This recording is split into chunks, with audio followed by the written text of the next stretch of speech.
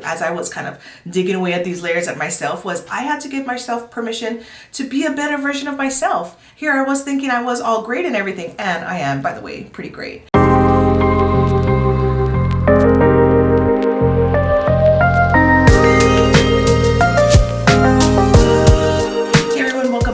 Channel. This is your first time here. Hey, I'm Shan Otare. I am a breakthrough mindset coach that I help you to reflect and accept your past so that you can reframe your future.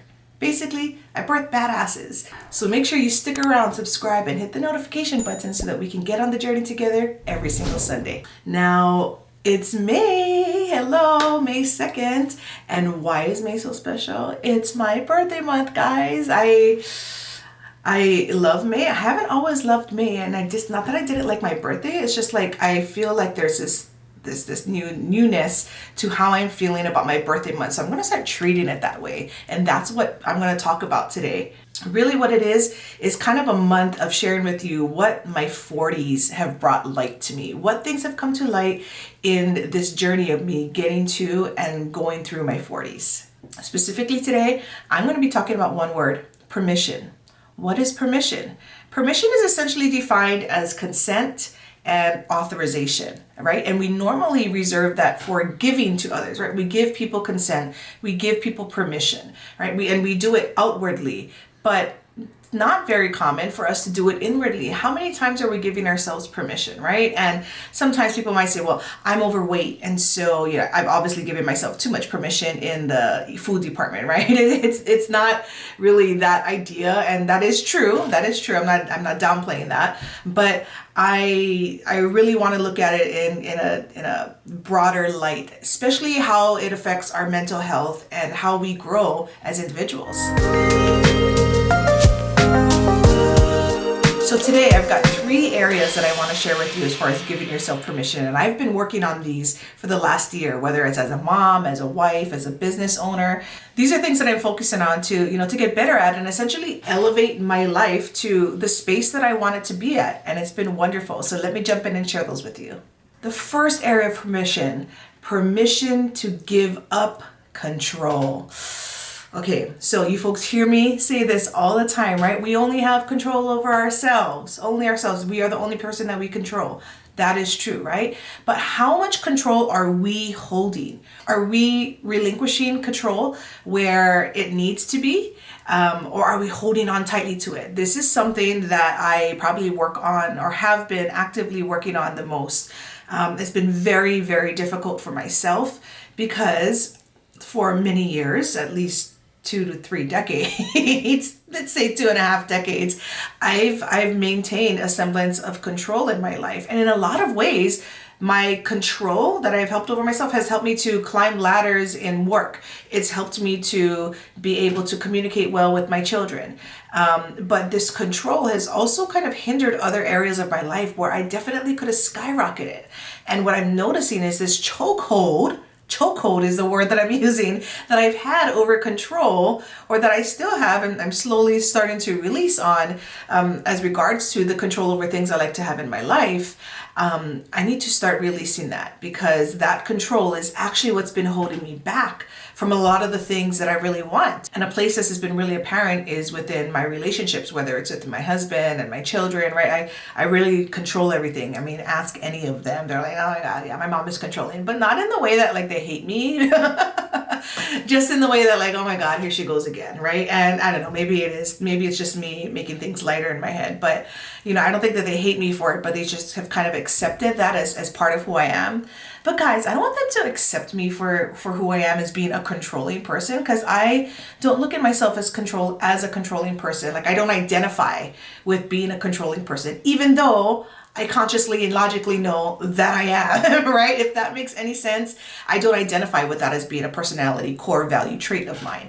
And so because of that, I've been actively working on techniques and things that I can do to start relinquishing control. So that's the first area, guys. So many ways to do it, but giving yourself permission to give up control. Number 2 is permission to allow yourself to be happy. Guys, I've talked about this book the 5 regrets of the dying, right? You've probably heard about me talk about the book. You've heard me talk about what the lists are. I talk about it in my book that I wrote. I really resonated with this list of the 5 regrets of the dying, and you can see it in some of my other videos. I think I talked about it there. Anyways, one of the 5 regrets is that that people have on their deathbed is that they wish they allowed themselves to be happier. Oh my God, this kind of comes back to maybe my control thing, where I felt like if I maintain control, if I maintain composure, even though that's freaking funny, I'm not gonna laugh because I'm above that, or because I'm a serious person, or like whatever the frick it is that I've been telling myself. These are stories I've been telling myself, all right? So that's one thing I want you to know with this, right? I realize now that I'm starting to envy those who just allow themselves to be happy and light, right? And not in a way that they're trying. I can tell when somebody is trying to look like they're the fun person versus someone who is truly just light and happy.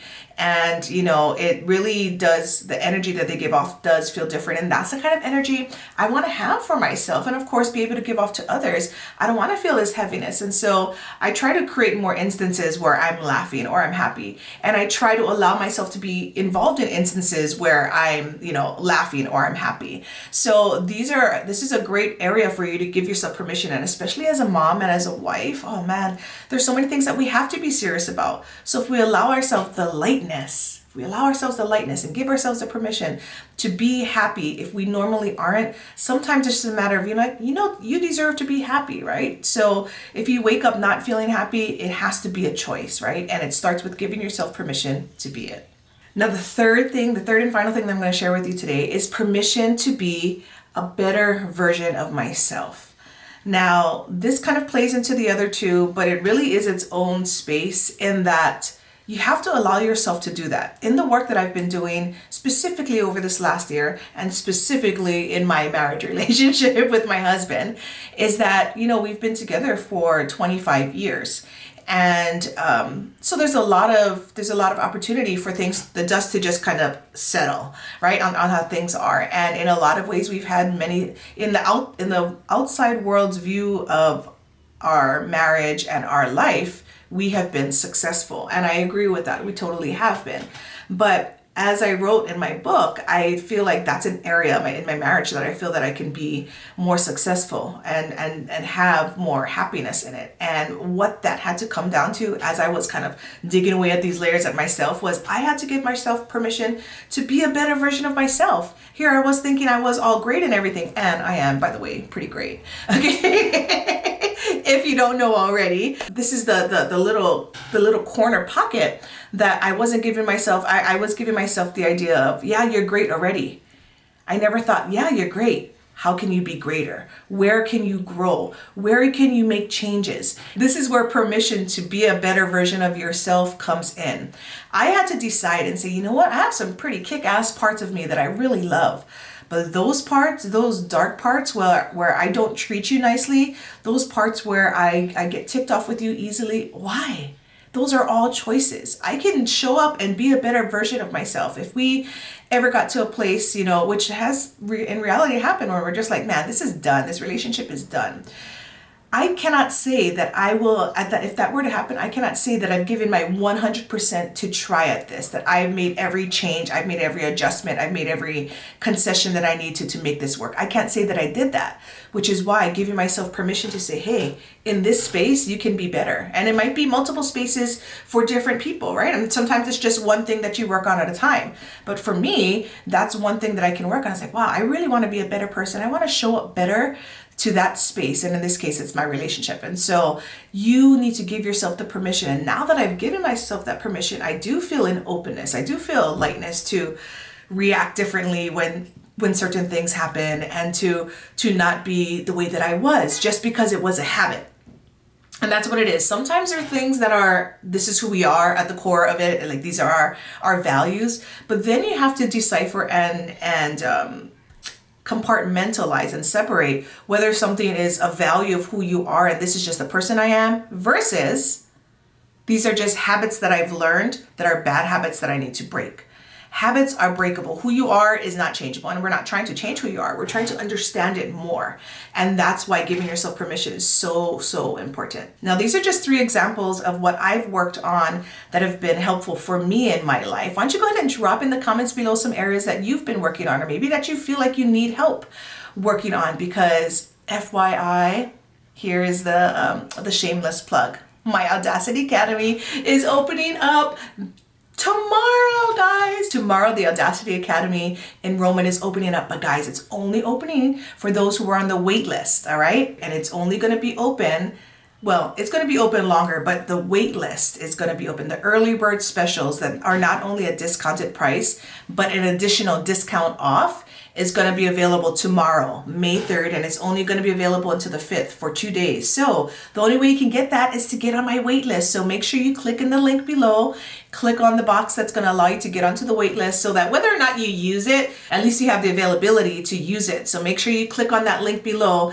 in order to get on the wait list to just check out what we have going on. And that's really what the Academy is. You know, I talk about these permissions, these work that I've done on myself, and a lot of you get inspired. I get these private DMs and these messages from people, and you know, I get onto calls with them and they're like, hey Shan, I really connect with a lot of the things you're saying, and I really love what you do. I love that you've done it for yourself, but I feel like I need a little bit more help, right? And that's what I do in the Audacity Academy, really helping you to reflect and accept, like I said in the beginning, all the things that come with the story of what your life is, and helping you to understand it, move forward, and elevate. Reframe that life that maybe you are not completely happy with. We can take the steps in order to get you to a place where you not only love your life, but you love yourself.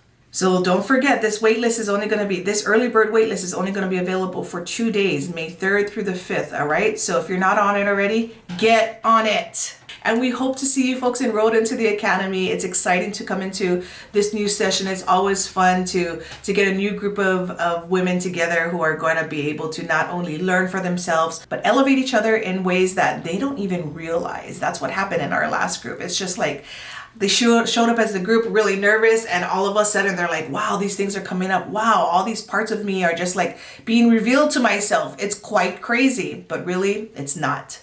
All these things are there. I'm helping you to unveil them. That is what I'm going to help you to do. So I thank you folks for joining me in the beginning of this wonderful month of May. Excited to share the rest of the month with you, especially next week, wink, wink, when it is my actual birthday, which happens to fall on the actual Mother's Day. So I get like a twofer next week. Until then, guys, I will see you on the other side. And for now, keep on evolving. Bye.